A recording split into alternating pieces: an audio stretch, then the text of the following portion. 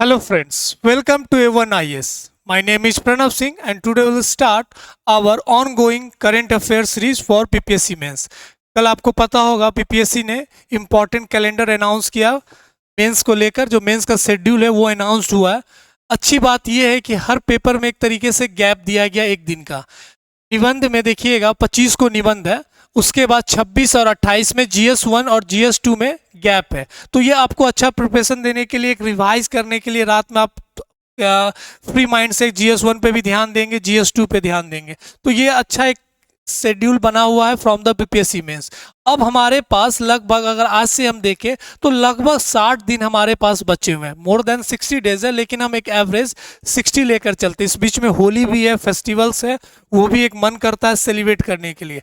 तो मैं ये एकदम नहीं कहूँगा कि आप होली सेलिब्रेट ना करें, जरूर करें। 1-2 दिन का ब्रेक लें, refresh your mind, refresh your body. थोड़ा सा आपको एक मोमेंटम और आने वाले समय में अच्छा मिलेगा कि चलिए 1-2 दिन का हम ब्रेक लिए।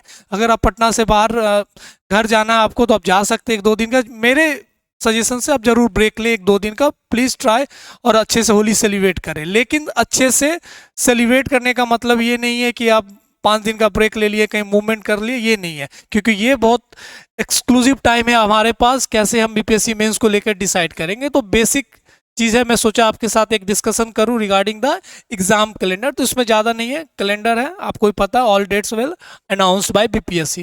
Now we move to the important question regarding our previous, जो हमने कल डिस्कशन किया था विकसित भारत को लेकर। ये एक इम्पॉर्टेंट क्वेश्चन है जो आज हम डिस्कस करेंगे।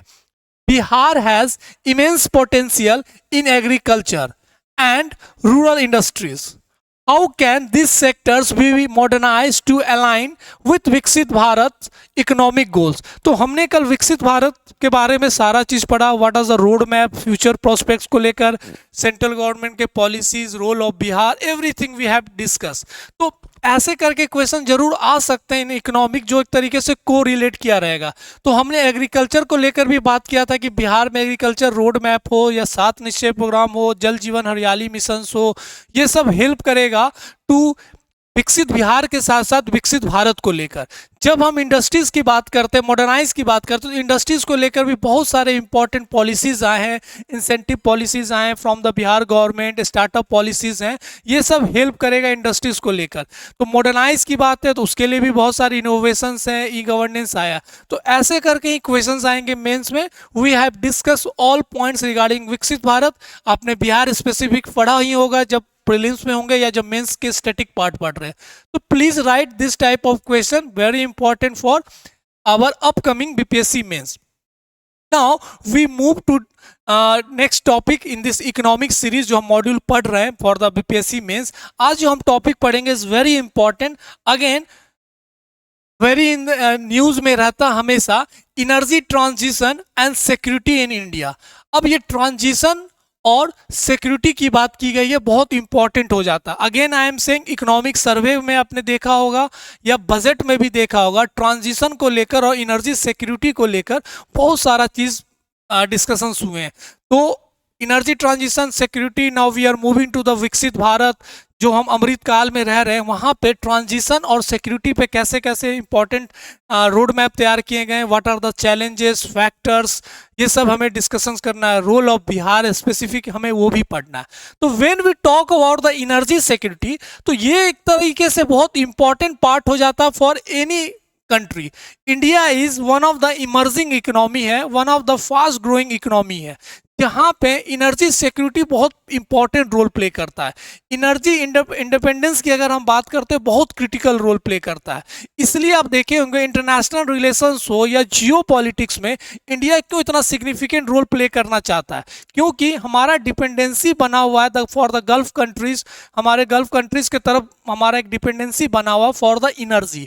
तो एनर्जी सिक्योरिटी, कोई भी कंट्री को आप देखिएगा जो आज पावरफुल है, डेवलप्ड नेशन है, they all are energy independent. तो ये बहुत इंपॉर्टेंट रोल प्ले करता है किसी भी कंट्री के लिए to decide their geopolitics, to decide their economy और upcoming developing of the country. तो ये सब बहुत इंपॉर्टेंट फैक्टर है।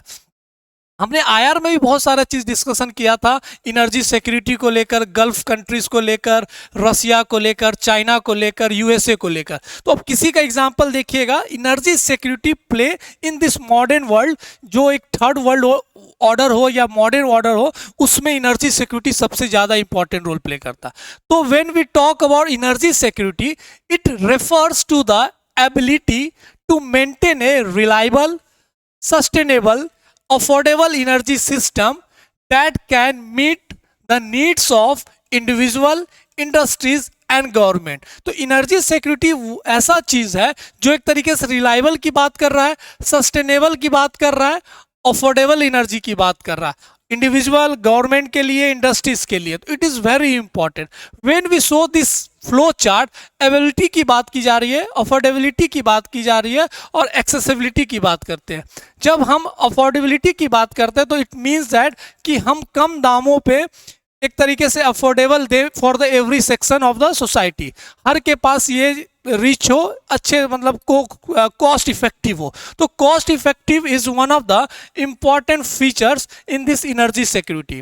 When we talk about the availability की हम बात करते हैं कि हमारे पास कैसे रिसोर्सेस हो, जो डिमांड सप्लाई की बात है वो बहुत इंपॉर्टेंट रोल प्ले करता है इन दिस एनर्जी सिक्योरिटी। तो डिमांड जो हो वो एक तरीके से फुलफिल हो।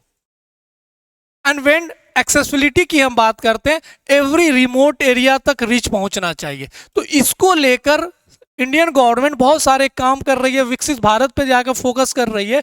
ये बहुत इंपॉर्टेंट फैक्टर्स है, इन फ्लो चार्ट से हमें समझ में आता है। व्हेन वी टॉक अबाउट, अगर हम इसको एक तरीके से को रिलेट करते हैं तो then we go for the sustainable, clean and efficient energy भी। तो हम हमेशा सस्टेनेबल डेवलपमेंट गोल्स की बात करते हैं, सस्टेनेबल इकोनॉमी की बात करते हैं और साथ में एफिशिएंट एनर्जी की बात करते हैं। तो क्लीन एनर्जी बहुत इंपॉर्टेंट रोल प्ले करता है। तो ये बहुत इंपॉर्टेंट फ्लो चार्ट है जो हमें समझाता है कि हम एनर्जी सिक्योरिटी कैसे अचीव कर सकते हैं। उसी एनर्जी सिक्योरिटी को अचीव करने में India now planning energy transition. अब हमें फेज में आ रहे हैं, हम जिस फेज में आ रहे हैं वो फेज आ रहा है एनर्जी ट्रांजिशन। अब एनर्जी ट्रांजिशन क्या होता है, what are the important factors, what are the important initiatives, कुछ हम फ्लो चार्ट से समझेंगे, ग्राफ से समझेंगे। इस एनर्जी ट्रांजिशन में रिन्यूएबल एनर्जी का क्या रोल रहेगा, फॉसिल फ्यूल एनर्जी का क्या रोल रहेगा, and what are the important initiatives taken in this recent budget और इकोनॉमिक सर्वे में। तब एनर्जी सिक्योरिटी से जब हम आगे बात करते हैं, when we talk about the important transition की हम बात करते हैं, तो कोल एक ऐसा इंपॉर्टेंट एरिया है जहां इकोनॉमिक सर्वे में भी बातचीत किया गया है कि this is the one of the affordable and reliable source of energy.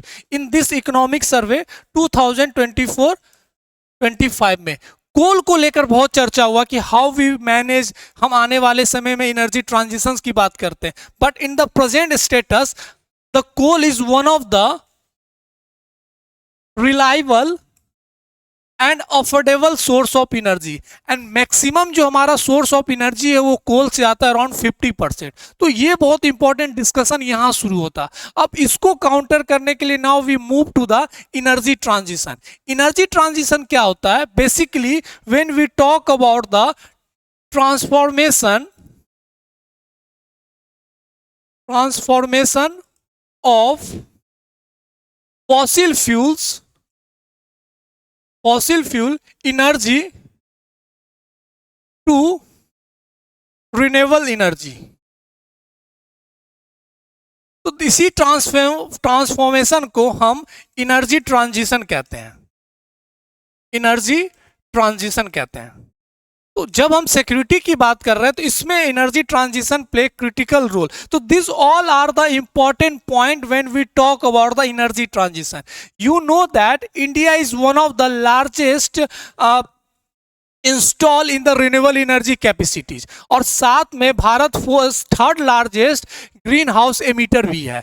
तो हम मूव तो कर रहे हैं ट्रांजिशन फेज में, हम तो आगे ट्रांसफॉर्म कर रहे हैं, तो हम बहुत सारे इंस्टॉल तो कर रहे हैं रिन्यूएबल एनर्जी कैपेसिटीज, लेकिन Bharat third largest green house gas emitter भी है। तो ये सब बहुत इंपॉर्टेंट रोल प्ले करता है कि how we manage, what are the factors, how we can change the phase from energy transition, कैसे हम इस पे काम करेंगे। एक इंपॉर्टेंट रिपोर्ट आया था, या बोल सकते हैं कि इंडेक्स था, global transition energy transition index, global energy transition index bye world economic forum, जिसमें भारत को रैंक मिला 63 फ्रॉम अमॉन्ग 120 कंट्रीज। तो ये भी बहुत इंपॉर्टेंट फैक्टर है, ये दिखाता है कि हमारा स्टैंड कहाँ है, हम कहाँ पे बियॉन्ड करते हैं, हम कहाँ पे बिलोंग करते हैं, तो हम किस स्पीड से हमें आगे बढ़ना है, what are the important factors. तो this is one of the basic definition when we talk about the energy transition. तो ट्रांसफॉर्मेशन की हम बात किए, important global energy transition index की हम बात किए, इसमें रैंक देखें। Now we move to the important factors. अब फैक्टर्स क्या है? That are factors that are driving energy transition, energy transition. तो this is one of the important thing where we have to understand. अब कुछ कुछ points है जो हमें सिर्फ डिस्कशन करना है, क्योंकि आपने पढ़ा ही होगा, लेकिन सबसे बड़ा चीज है इसमें जो first point we have to understand, energy security, energy security and interdependence. तो this is one of the important point, क्योंकि मैंने शुरुआत में एनर्जी सिक्योरिटी की बात की। आज के प्रेजेंट डेट में 80% off while we import from other countries, इसमें गल्फ का बहुत इंपॉर्टेंट रोल है, गल्फ कंट्रीज का हो, रसिया का हो, ईरान का हो, यहाँ यूएसए का हो, ये सब बहुत इंपॉर्टेंट है। तो हम 80% कहाँ से लाते हैं? इंपोर्ट करते हैं बाहर से, जिस पे हमारा इकोनॉमी पे बहुत इंपॉर्टेंट इम्पैक्ट पड़ता है, ट्रेड डेफिसिट होने का कारण बनता है, हमारे जो करेंट अकाउंट रिजर्व है उस पर इम्पैक्ट होता है, ये आपने इकोनॉमी में पढ़ा होगा। तो this is the one of the important factors कि हम जो एनर्जी ट्रांजिशन की हम बात कर रहे हैं, क्यों बात कर रहे हैं? इसलिए बात कर रहे हैं, जो पहला फैक्टर है वो एनर्जी सिक्योरिटी एंड इंडिपेंडेंस की हम बात कर रहे हैं। तो this is one of the important factor. आपने देखा होगा एक फॉर एग्जांपल कि जैसे हमने रिन्यूएबल एनर्जी की तरफ शिफ्ट किया, ट्रांजिट किया, ये हमारा एक तरीके से कॉस्ट इफेक्टिव होने लगा। ये जो मैक्सिमम आपको जो हम इंपोर्ट करते थे फॉसिल फ्यूल एनर्जी, वो एक तरीके से उसमें बहुत कमी आया। तो ये भी बहुत एक तरीके से हमें दिखाता है कि this is one of the significant area where any emerging economy like India को जिस पे काम करना होगा। जो विकसित भारत की हम बात करें फॉर द 2047 में to become a developed nation और हाई इनकम ग्रुप में आना चाहते हैं, तो उसमें एनर्जी बहुत सबसे इंपॉर्टेंट रोल प्ले करता है। तो this is one of the important point where you have to understand. Second important चीज है क्लाइमेट को लेकर, climate change commitments, climate change commitments, ये सेकेंड फैक्टर्स है जो एक तरीके से ड्राइव करता है कि why India moving in energy transition phase, जिसमें आपने पढ़ा होगा at COP conference of parties COP 26 में इंडिया ने कुछ इंपॉर्टेंट कमिटमेंट्स लिया कि हम 2030 तक इतने बिलियंस ऑफ कार्बन को हम एक तरीके से वो कम करेंगे, एंड नेट जीरो एमिटर बनेंगे अराउंड 2070। तो ऐसे commitments which are the important factors when we talk about the energy transition phase और एनर्जी ट्रांजिशन इन इंडिया। तो क्लाइमेट चेंज हो, कमिटमेंट्स हो, this all are the important factor. इसी में दूसरा बातचीत बोला गया था कि वी अराउंड 500 गीगावाट हम रिन्यूएबल एनर्जी की तरफ जाएंगे 2030 तक। तो ये सब टारगेट शोज दैट कि एनर्जी फैक्टर्स जो transition factors are important part. Next अगर हम बात करेंगे पॉइंट्स की, जॉब क्रिएशन, ये भी बहुत इंपॉर्टेंट फैक्टर है कि जब हम एनर्जी ट्रांजिशन की हम बात कर रहे हैं तो जॉब क्रिएशन भी होगा। लगभग 3.5 million jobs will be created till 2030। तो this all are the important point. Next point इसी में इंटरनेशनल कॉपरेशन, इंटरनेशनल कॉपरेशन आपने ये सब पढ़ा होगा। इंटरनेशनल कॉपरेशंस की हम बात करते हैं, दिस एनर्जी ट्रांजिशन और एनर्जी सिक्योरिटी की हम बात करते हैं। इसमें इंटरनेशनल सोलर अलायंस आ जाता है, ग्लोबल बायोफ्यूल अलायंस आ जाता है, India US clean energy partnership this all are the important example. अगर आपको 1 2 3 एग्रीमेंट का भी एग्जाम्पल आप दे सकते हैं, तो international cooperation and pressures are one of the important factors where India moving to the energy transition, और जो प्राइम फोकस रखा गया energy security. Important points when we talk, last factor है इकोनॉमिक कम्पिटिटिवनेस की बात की जाती है, इकोनॉमिक competitiveness की बात की जाती है। तो please try to remember this point, this all are the important points when we talk about the factors which are driving energy transition, जिसमें हमने एनर्जी सिक्योरिटी, क्लाइमेट चेंज, ये सब पॉइंट्स पढ़ा है। नाउ अगर हम एनर्जी ट्रांजिशन की बात कर रहे हैं, तो ये मैं इस रिन्यूएबल एनर्जी के ट्रांजिशन फेज को आप देखिएगा, वन ऑफ द इंपॉर्टेंट, ये देखिए, दिस शोज कि हमारे भारत में हाउ दिस एनर्जी का जो एरियाज है कैसे कवर किया जाता है। अगर हम कोल की बात करते हैं, तो कोल अराउंड 48.27%, ये हमारे लिए सबसे बड़ा इंपॉर्टेंट है कि उसमें भी maximum of coal we import from other countries. जो हमारे पास कोल है वो are not suitable for cooking, तो ये भी इंपॉर्टेंट है, या इलेक्ट्रिसिटी के लिए। तो क्वालिटी को लेकर जो आपने पढ़ा होगा, एंथ्रासाइट, बिटुमिनस, पीट, लिग्नाइट, ये भी एक इंपॉर्टेंट फैक्टर है। तो 48.27% जो एनर्जी डेवलप हो रहा है भारत में, वो किस थ्रू हो रहा है, कोल को लेकर, जो थर्मल बेस्ड आप एनर्जी पढ़ते होंगे। अगर हम बायो पावर की बात करें तो 2.43%, अगर हम विंड की बात करें तो 10.47, solar, small hydro, oil and gas, nuclear, hydro. तो this all are the important renewable energy की हम बात करें। तो एनर्जी ट्रांजिशन फेज हो रहा है, हम इस एरिया पे ज़्यादा फोकस कर रहे हैं। Now we are moving to the renewable energy, क्यों हम पहले डिफिनेशन में बात किया था, transformation from the fossil fuel to the renewable energy. तो this all are the important factor. इसको ऑयल एंड गैस को हटा दे, ये फॉसिल फ्यूल एनर्जी है, बाकी all are the renewable energy source.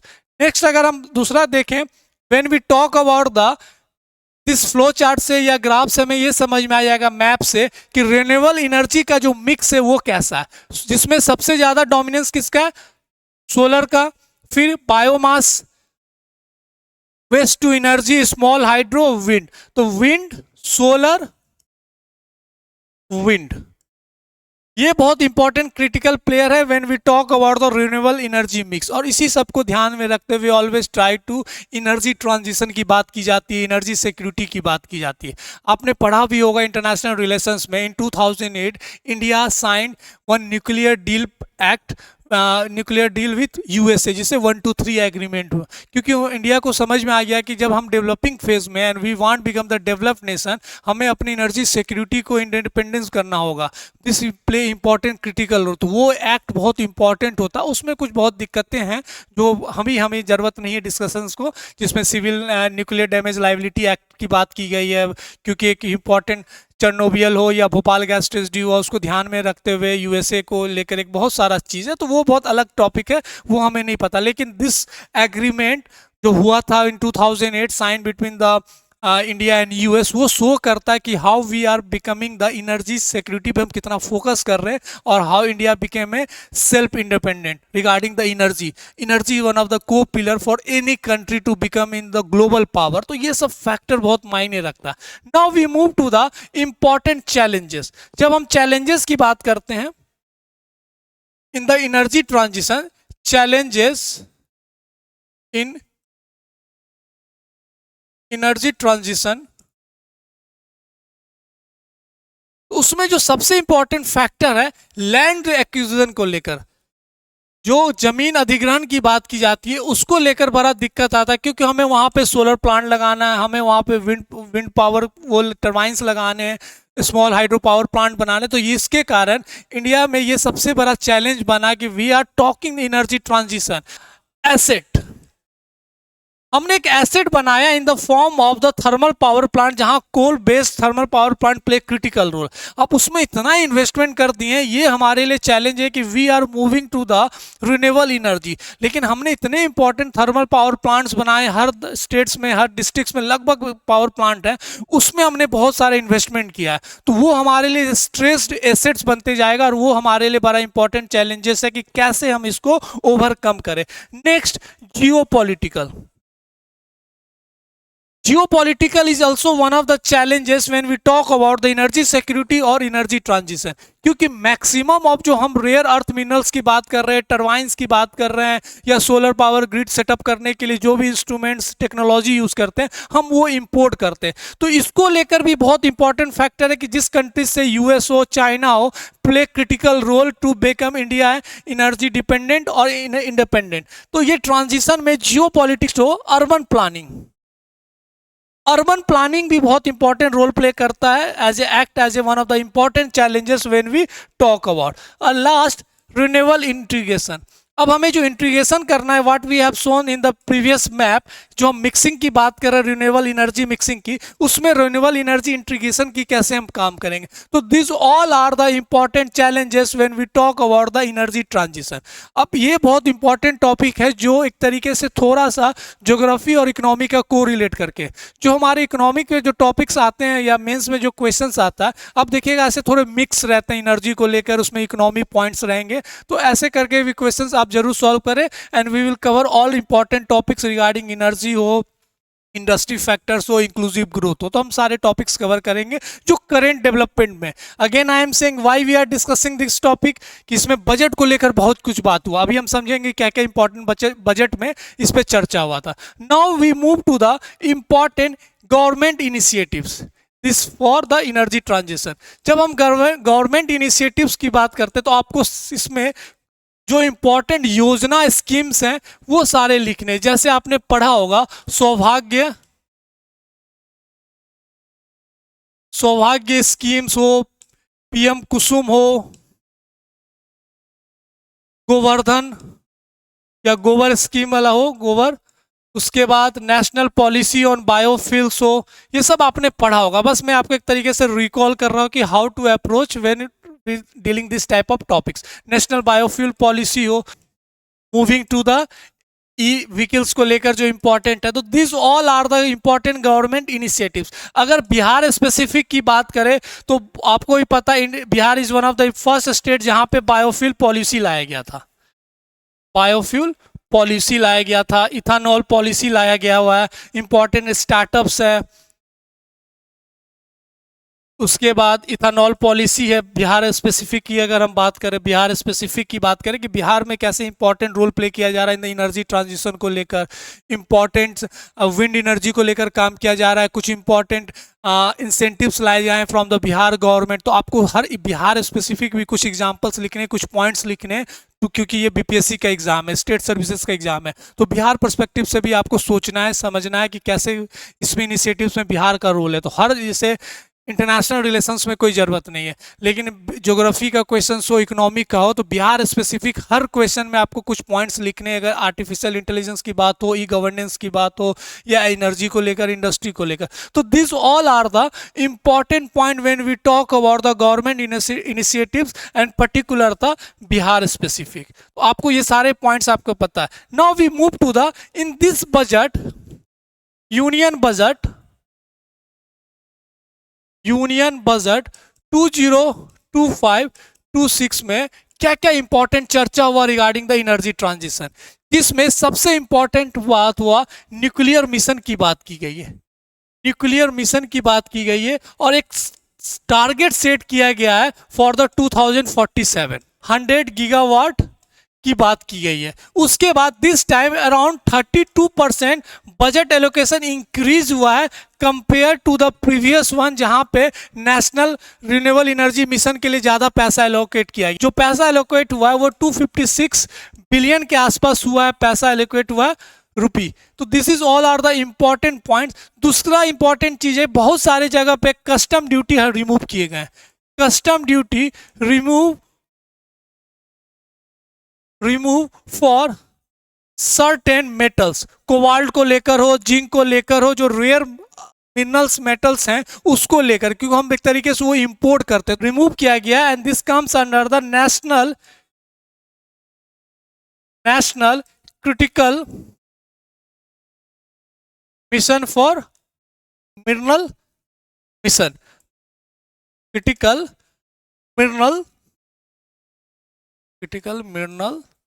To strengthening our domestic market, कि हमने बजट में बहुत सारा बात किया है कस्टम ड्यूटी को रिमूव करके strengthening domestic market and increase the global supply chain, जहां पे हमने बहुत सारे कस्टम ड्यूटी को रिफॉर्म किया है। तो this all are the important segment which are discuss for the energy transition in India in the recent budget. तो budget again one of the important area जहां हमें अच्छे से पढ़ना। एंड नाउ हम हर टॉपिक में बजट को लेकर कुछ इंपॉर्टेंट सिग्निफिकेंट पॉइंट्स देख रहे हैं कि कैसे हमारे लिए इंपॉर्टेंट हो। तो this important topic again I am saying very important one, where we have discuss everything about the energy security, energy transition की हमने बात किया कि एनर्जी सिक्योरिटी क्या होता है, how the important affordability accessibility कैसे हम बात करते हैं, एनर्जी ट्रांजिशन का definition, what are the important factors, economic survey में क्या बातचीत हुआ, what are the important challenges, government initiatives Bihar specific and in budget में क्या क्या इंपॉर्टेंट डिस्कस हुए। Point where you have to understand कि this is one of the important topic जो बहुत डिस्कशंस हुए हैं एनर्जी ट्रांजिशन एनर्जी सिक्योरिटी को लेकर। In next class we will discuss another important topic जो बजट में भी ज़्यादा टॉपिक में इंपॉर्टेंट डिस्कशन हुए हैं और हमारे करंट अफेयर सीरीज में भी बहुत इंपॉर्टेंट है। तो अच्छे से लिखिए, we have discuss the important schedule regarding BPSC mains. समय कम है हमारे पास, right more and more questions. क्यों? फिर वी कॉन्फिडेंट, अच्छे से कॉन्फिडेंट रहिए कि पेपर क्रैक होगा ही, क्यों नहीं होगा। मेहनत कीजिएगा तो एग्जाम जरूर क्रैक होगा, आप सिलेक्ट जरूर होंगे। फिर मिलते हैं हम नेक्स्ट वीडियो में। Thank you.